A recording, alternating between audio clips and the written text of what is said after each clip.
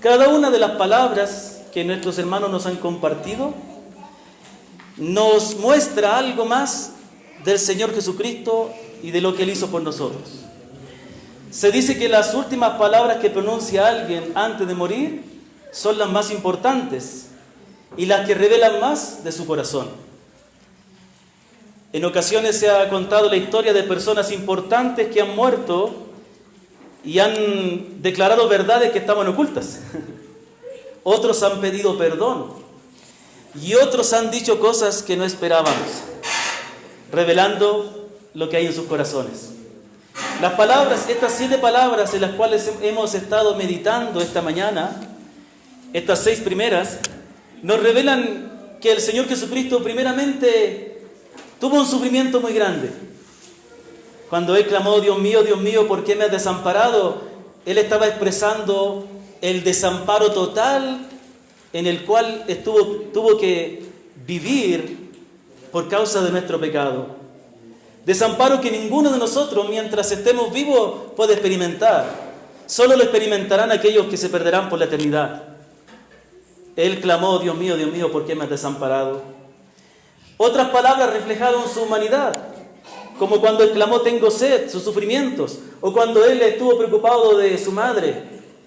Revelaban su humanidad, pero también revelaron su gran amor. Cada una de estas palabras nos revela el corazón del Señor Jesucristo, pero también su propósito redentor. Me corresponde a mí en este momento exponer la última palabra. Y la última palabra que el Señor dijo antes de morir fue: Padre, en tus manos encomiendo mi espíritu. Digámoslo todos juntos. Padre, en tus manos encomiendo mi espíritu. Y les quiero pedir que me acompañen a Lucas 23, versículo 44 al 49. Mi deseo que mi exposición sea un poco más breve, porque realmente la prédica no la doy yo hoy día, sino que la hemos dado todos los hermanos que hemos estado compartiendo la palabra. Y es maravilloso que el Señor nos dé esta oportunidad de que muchos hermanos compartan la palabra, y espero que cada uno de nosotros haya sido bendecido con la exposición que nuestros hermanos prepararon para el día de hoy. Dice la palabra en Lucas 23, 44 al 49. Cuando era como la hora sexta, hubo tinieblas sobre toda la tierra hasta la hora 9. Y el sol se oscureció, y el velo del templo se rasgó por la mitad. Entonces Jesús, clamando a gran voz, dijo: Padre, en tus manos encomiendo mi espíritu. Y habiendo dicho esto, expiró. Cuando el centurión vio lo que había acontecido, dio gloria a Dios, diciendo: verdaderamente este hombre era justo. Y toda la multitud de los que estaban presentes en este espectáculo, viendo lo que había acontecido, se volvían golpeándose el pecho. Pero todos sus conocidos y las mujeres que le habían seguido desde Galilea estaban lejos mirando estas cosas. Hermanos queridos, esta última palabra del Señor fue dicha en el momento en que la salvación ya fue completada. Dice la palabra que antes de que el Señor dijera estas palabras, hubo tinieblas sobre toda la tierra. Esa oscuridad que hubo, ese sol que se oscureció, nos hablaba de la oscuridad profunda en la cual tuvo que sumirse el Señor. Oscuridad total, porque ya Dios tuvo que ocultar de Él su rostro. No porque el Señor tuviera algo malo en sí, sino porque Él estaba llevando el pecado de nosotros. La palabra dice que al que no conoció pecado, por nosotros lo hizo pecado. Hermanos, el sacrificio del Señor es algo de lo cual nosotros debemos estar muy agradecidos con el Padre, pero es algo que debe ocupar y llenar nuestro corazón. Es una verdad, es un hecho histórico muy importante y solemne que no debe ser tratado a la ligera, ni debe ser menospreciado. ¿Sabe? Estoy muy contento de que estemos todos reunidos aquí. Y estoy muy contento de ver muchas caras nuevas y esperamos que pueda sentir aquí una familia espiritual. Pero hermanos, para eso justamente nos congregamos. para recordar al Señor Jesús. El no congregarnos es decir que no estamos dispuestos a venir a adorar a aquel que entregó su vida por nosotros. De modo que el hecho de que estemos aquí quiere decir, y espero que haya este entendimiento en cada uno de nosotros, que el Señor Jesús es muy importante. Y por eso nosotros separamos este tiempo cada semana, para poder reunirnos con nuestros hermanos y adorarlo y darle gracias. Dice que hubo tinieblas sobre toda la tierra, y dice que el velo del templo se rasgó en dos, por la mitad. Aquí hay algo interesante. En ese tiempo todavía funcionaba el templo. Y el templo era un gran edificio que estaba compuesto de varias partes. Estaban los atrios que rodeaban, eran los patios. Después el edificio propio, como tal, tenía el lugar santo, que era la entrada, donde podían entrar solo los sacerdotes. Y después había un cuarto, que era el lugar santísimo, donde estaba el arca del pacto, y ahí estaba la presencia de Dios. Pero ese cuarto estaba separado del resto por una gran cortina, un gran velo. Y solo podía entrar el sumo sacerdote una vez al año con la sangre de un sacrificio. Nadie más podía entrar ahí, porque era la misma presencia de Dios. Cuando el Señor muere, ese velo se rasgó, quedó abierto. ¿Y qué nos dice esto? Que la presencia de Dios está accesible, pero por medio de Cristo, no fuera de Él. Que gracias a Cristo nosotros tenemos entrada a la misma presencia, al lugar santísimo, al trono de la gracia. Después dice la palabra que el sol se oscureció, el velo se rasgó por la mitad, y entonces ahí es donde el Señor dice, una vez que ya sufrió las tinieblas por nosotros, una vez que por su sufrimiento ya había abierto la entrada hacia el Padre, ya había trazado el camino, entonces Él clama a gran voz, Padre, en tus manos encomiendo mi espíritu. Meditemos en esto por un momento. El Señor, con todo lo que Él hizo, demostró su autoridad. Cuando sanó a los paralíticos, cuando resucitó a los muertos, cuando liberó a los endemoniados, cuando calmó la tempestad, Él con eso estaba demostrando que Él era más que un hombre. Él era Dios mismo hecho hombre. Solo Dios tiene autoridad sobre las enfermedades. Los médicos hacen un buen trabajo usando los medios que Dios les ha dado, pero el Señor con la sola palabra de su boca sanó a las personas. Solo el Señor tiene poder sobre los espíritus. Cuando los endemoniados se acercaron ante Él, con su sola palabra los expulsó. Nosotros no tenemos esa autoridad, cuidado, porque la palabra en el Nuevo Testamento nos advierte que los falsos profetas hablarán inapropiadamente a los espíritus, como que ellos tuvieran autoridad. Esa autoridad solo tiene el Señor. Y nosotros hablamos y predicamos en el nombre del Señor, no por nuestra autoridad. Cuando el Señor resucitó a los muertos, resucitó a Lázaro, resucitó a una niña que había muerto y resucitó al hijo de una mujer que estaban yendo a enterrarle. El Señor tuvo misericordia y le resucitó. ¿Y cómo resucitó? Con el poder de su palabra. Lázaro, ven fuera. Solo el Señor tiene esa autoridad sobre la muerte.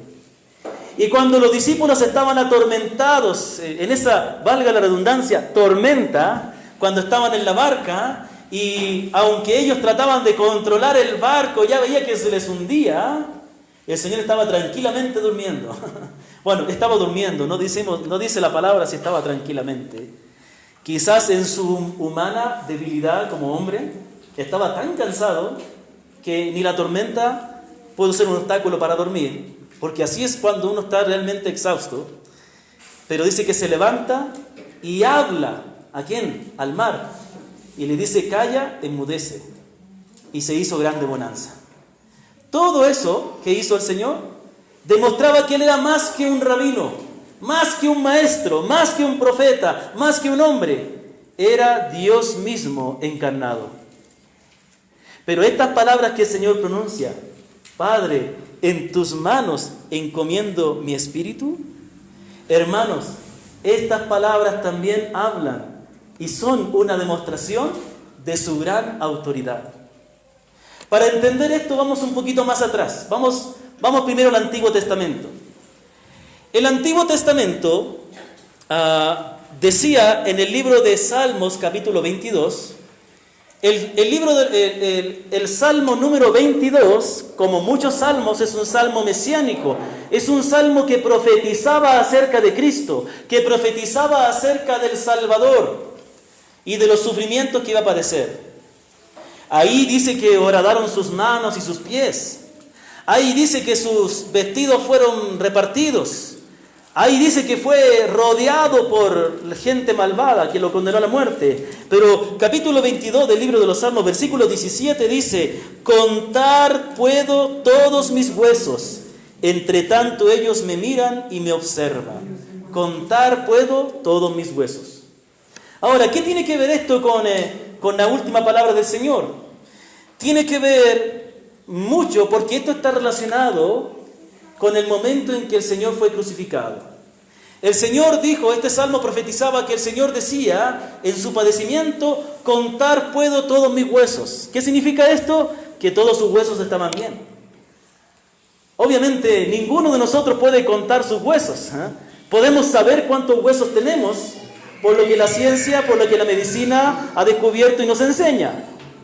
Pero a eso se refiere, que el Señor sabía que sus huesos estaban intactos. ¿Y por qué era importante esto? Ahora vamos a entender qué significa esto con la muerte del Señor. Dice la palabra en Juan capítulo 19, que como el día en que murió el Señor era un día antes de una fiesta, era el tiempo de la fiesta de la Pascua, lo que muchos hoy día recuerdan, el Pesaj, como saben decir en hebreo, ¿no es cierto? No está el hermano que sabe hebreo. Muy bien, entonces era necesario, como dice la Escritura en Juan 19, entonces los discípulos, por cuanto era la preparación de la Pascua, a fin de que los cuerpos no quedasen en la cruz en el día de reposo, pues aquel día de reposo era de gran solemnidad, rogaron a Pilato que se le quebrasen las piernas y fuesen quitados de allí. Es decir, para que los cuerpos de esos hombres, o para que ellos no estuvieran agonizando, tenga en cuenta algo: una persona cuando moría en la cruz podía pasar varios días agonizando. Era una muerte lenta y horrible. Entonces, para que no estuvieran sus cuerpos ahí, en el día de reposo, que era una gran fiesta, la fiesta de la Pascua, no está diciendo que el día de reposo era el sábado, porque el día de reposo en la Biblia se le llama a los días festivos también. Entonces el Señor fue crucificado un jueves y el viernes era día de reposo, porque era un día de fiesta de la Pascua. ¿Ok? Entonces dice que tenían que quedar las piernas. Pero mira lo que dice. Dice así, versículo 32. Vinieron pues los soldados y quebraron las piernas al primero, y asimismo al otro que había sido crucificado con él. Versículo 33. Mas cuando llegaron a Jesús, como le vieron ya muerto, no le quebraron las piernas. ¿Para qué le quebraban las piernas? Para que ellos inmediatamente murieran. Le voy a explicar de manera sencilla. La persona estaba en una agonía porque tenía que alzar su cuerpo para poder respirar. Y ese alzar el cuerpo, levantarlo, causaba más sufrimiento y más dolor. Y así estaban agonizando, haciendo un esfuerzo por respirar.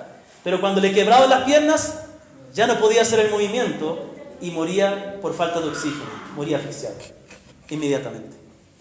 Pero cuando fueron donde el Señor, no le quebraron las piernas, porque ya había muerto.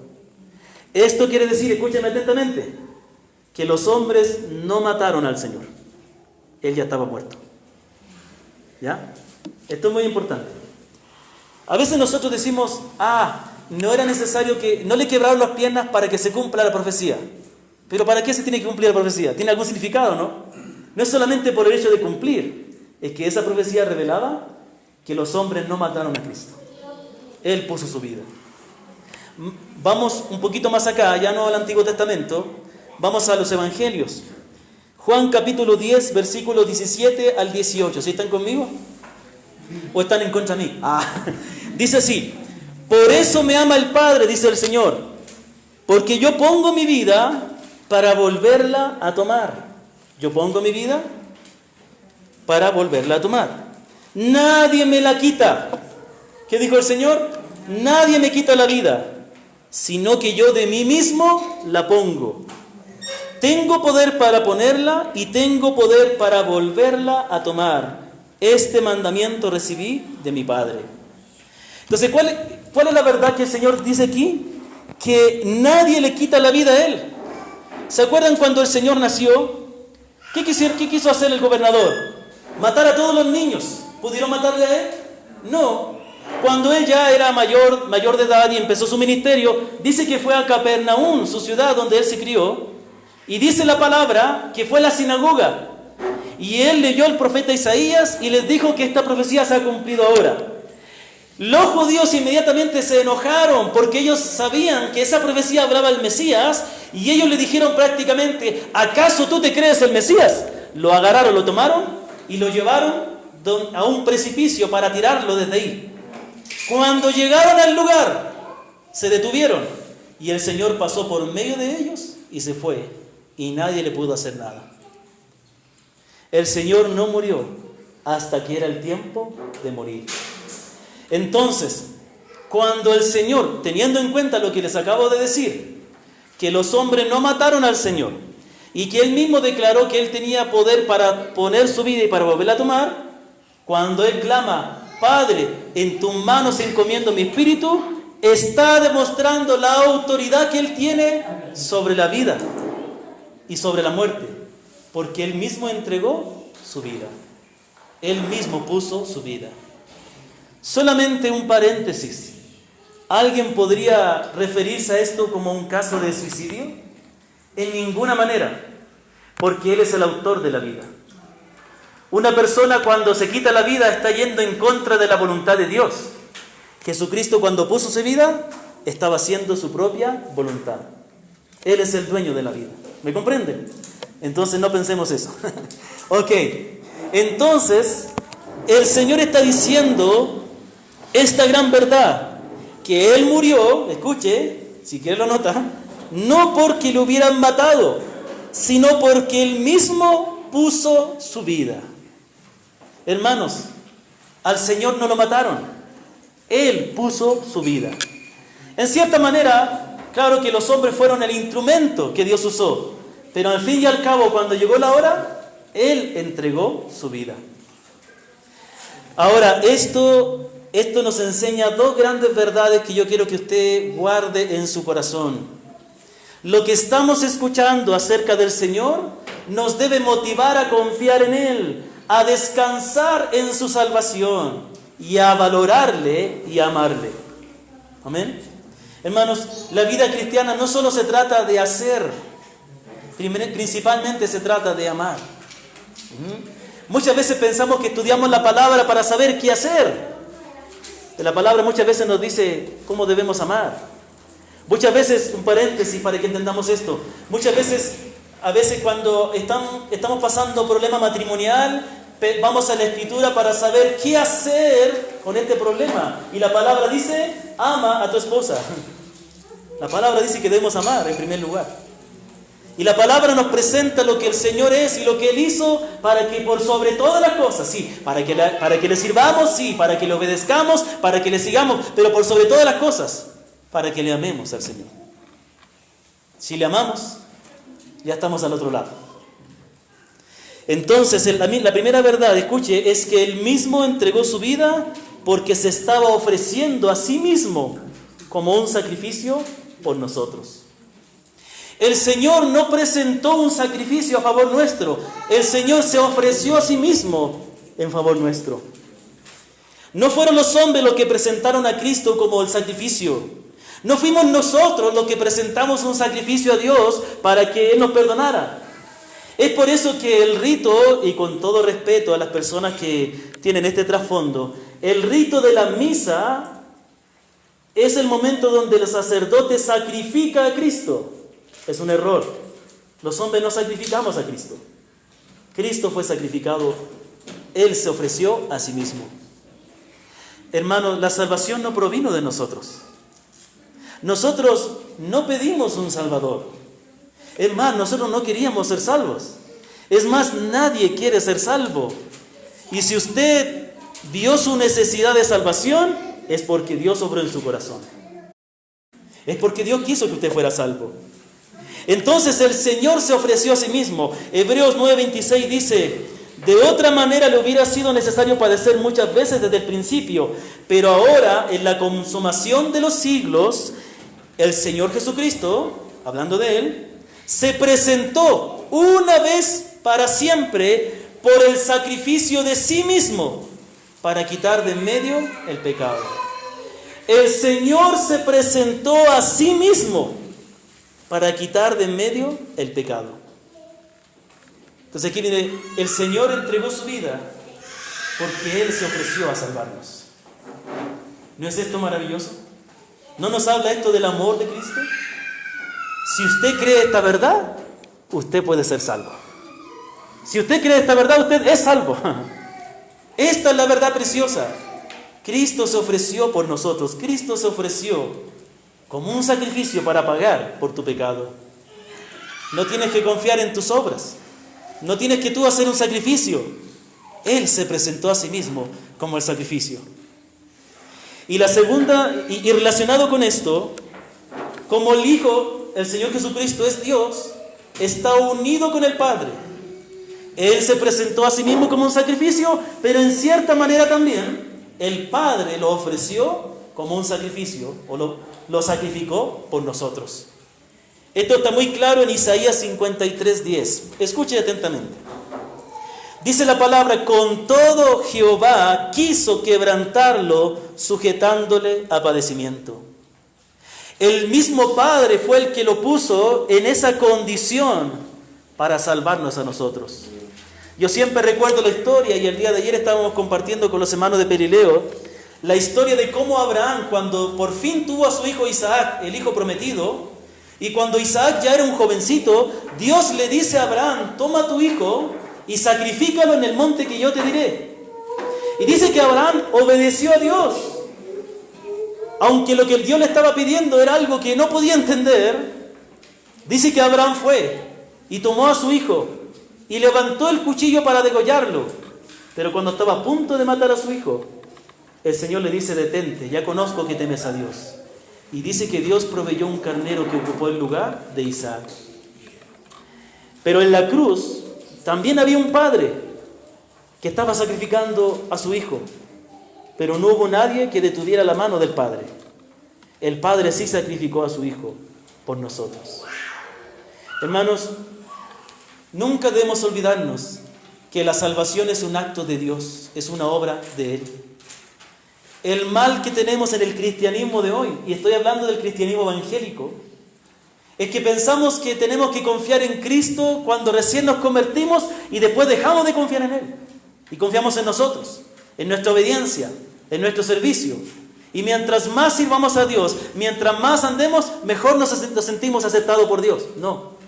La única razón por la cual somos amados por Dios es porque Cristo entregó su vida por nosotros. Le obedecemos, le servimos, porque eso Dios obra en nuestro corazón. Porque esa es la vida que Dios quiere de nosotros. Más somos amados por Cristo. No hay otra razón. Yo tengo la plena seguridad de que yo soy salvo y seré salvo. No porque yo estoy dedicado a predicar la palabra. No porque yo me dedico al estudio y predico y sirvo a Dios. Porque Cristo murió por mí, al igual que usted. No hay otra razón. Y la segunda verdad que se nos revela es que así como Él puso su vida, Él también pudo volverla a tomar. Si Él tuvo autoridad para entregar su vida, también tuvo autoridad para volverla a tomar. Y eso es lo que dijo el Señor: yo tengo poder para ponerla y tengo poder para volverla a tomar. En razón de que Él tiene autoridad sobre la muerte, Él pudo volver a la vida. Y eso celebramos cada domingo cuando nos reunimos, que Él está vivo. Y porque tiene autoridad y porque Él vive, Él puede salvar perpetuamente a todos los que confiamos en Él. ¿Qué significan estas palabras? Dios mío, ¿por qué me has desamparado? Perdón, Padre, en tus manos encomiendo mi espíritu. En que Él entregó su vida por nosotros. En que Él tiene autoridad sobre la muerte. Y así como le entregó su vida, Él también la volvió a tomar. Y Él está vivo hoy día. Y Él es nuestro Redentor. Hoy no vamos a sacrificar otra vez al Señor a través de este pan y este vino. Hoy vamos a recordar su muerte. Pero vamos a darle gracias a Él porque Él está vivo. Porque Él resucitó. Y Él es nuestro Redentor. Cada una de estas palabras, cada palabra que Él dijo, nos deben conducir a Cristo. Nos deben mostrar lo maravilloso que es Él. Cuando Él dijo, Padre, perdónalos porque no saben lo que hacen. Cuando dijo, de cierto te digo que hoy estarás conmigo en el paraíso. Cuando dijo, mujer, he ahí tu hijo. Y cuando le dijo al discípulo, he ahí tu madre. Cuando dijo, Elí, Elí, lama sabactani. Cuando dijo, tengo sed. Cuando dijo, consumado es. Y cuando finalmente dijo, Padre, en tus manos encomiendo mi espíritu. Él nos estaba revelando su gran amor. Él vino a perdonar. Él vino a salvar. Él vino a entregar su vida por nosotros. ¿Has entregado tu vida a Él? Tú dices, yo creo esta verdad. Ayer yo compartía con los hermanos de Pelileo, y perdón que les cite, para que ustedes sepan que esto es algo que estamos compartiendo siempre. Cuando escuchamos esta verdad del Evangelio es tan preciosa y es tan fácil de entender, porque no es algo de otro mundo. Decimos, yo lo creo, pero la pregunta es, ¿realmente lo crees? Tú dices, yo creo esta verdad. Muy bien. Si tú crees esta verdad, ¿darías la vida por ella? ¿Darías la vida por esta verdad? Tú dices, yo creo esta verdad. Esta verdad es la que ha cambiado toda tu manera de vivir. Es la que ha quitado todos los ídolos de tu vida, de modo que ahora amas a Cristo verdaderamente. ¿Es esta la verdad por la cual tú cada día buscas agradar a Dios y dejar el pecado? ¿Es esta verdad que ha transformado tu vida? ¿Es esta la verdad que te lleva a amar y a dedicar tu vida a Cristo? ¿Es esta la verdad por la cual en el día de hoy tomarás la decisión de cortar con ciertas cosas que no te están dejando servir a Cristo? Compromisos con el mundo o cosas en tu carácter que debes cambiar para poder servir mejor al Señor. Cree esta verdad, ámala y vive por ella. Amén. Pongámonos de pie y démosle gracias al Señor.